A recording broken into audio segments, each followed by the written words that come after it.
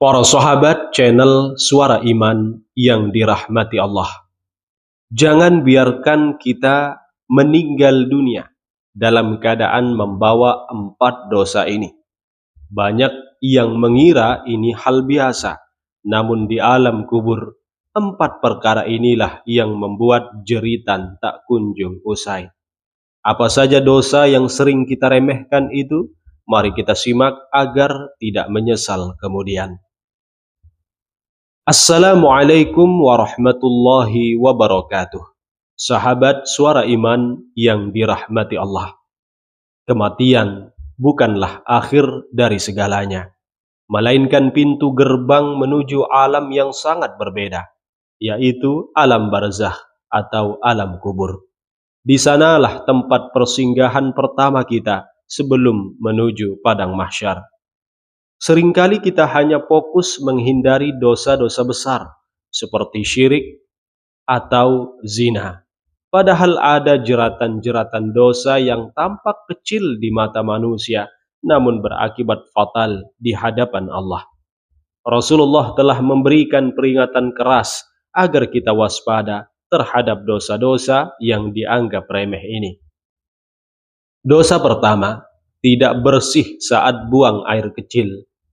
Dosa pertama yang sering dianggap sepele adalah ketidakpedulian terhadap kebersihan setelah buang air kecil.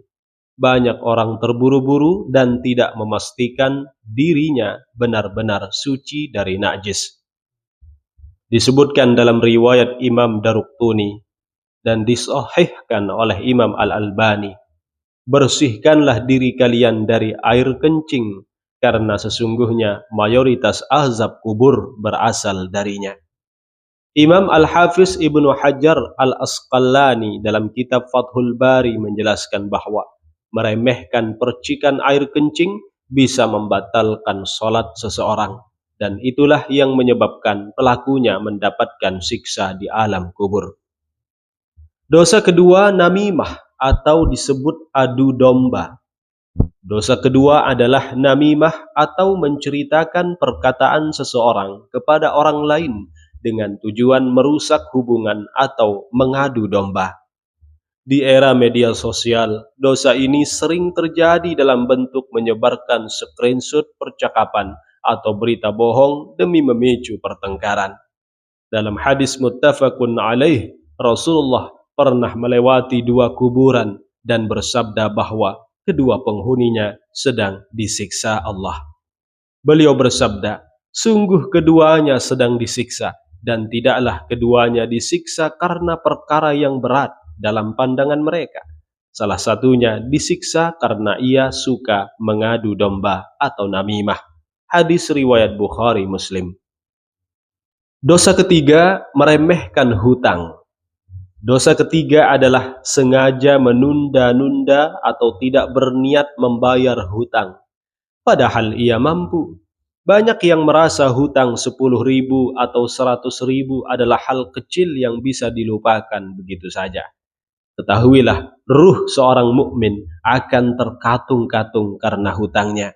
Rasulullah pernah bersabda, jiwa seorang mukmin itu terantung-kantung karena hutangnya sampai hutang itu dilunasi. Hadis riwayat Imam Tirmidzi dan Imam Ibnu Majah. Ulama besar Imam Syaukani dalam Nailul Autar menyebutkan bahwa hadis ini adalah peringatan keras bahwa orang yang mati membawa hutang tidak akan mendapatkan ketenangan di alam kuburnya sampai urusan dunianya selesai. Dosa keempat, berbohong atau disebut kazib. Dosa keempat adalah lisan yang gemar berbohong, baik itu bohong kecil untuk bercanda maupun bohong besar yang merugikan orang lain. Dalam mimpi saat peristiwa Isra Mi'raj, mimpinya Nabi kita Rasulullah, beliau diperlihatkan seseorang yang dirobek mulutnya hingga ke telinga. Disebutkan Jibril alaihissalam menjelaskan bahwa itu adalah seseorang yang keluar dari rumahnya, lalu ia berbohong dengan satu kebohongan yang tersebar ke seluruh penjuru dunia. Hadis riwayat Imam Bukhari. Di zaman sekarang satu berita hoax yang Anda sebar di grup WhatsApp bisa tersebar ke ribuan orang dalam sekejap. Bayangkan betapa berat hisabnya di liang lahat nanti jika kita tidak bertaubat. Maka sahabat suara iman, tidak ada kata terlambat selama napas masih dikandung badan. Jika kita pernah meremehkan najis kencing, segeralah perbaiki cara bersuci kita. Jika pernah mengadu domba, mintalah maaf. Jika punya hutang, segera lunasi atau bicarakan baik-baik. Katakanlah, wahai hamba-hambaku yang melampaui batas terhadap diri mereka sendiri, janganlah kamu berputus asa dari rahmat Allah. Sungguh Allah mengampuni dosa-dosa semuanya. Al-Quran Surat Az-Zumar ayat 53. Mari kita bersihkan hati, jaga lisan, dan sucikan perbuatan, agar alam kubur kita menjadi raudhah min riyadil jannah, taman dari taman-taman surga, dan bukan sebaliknya.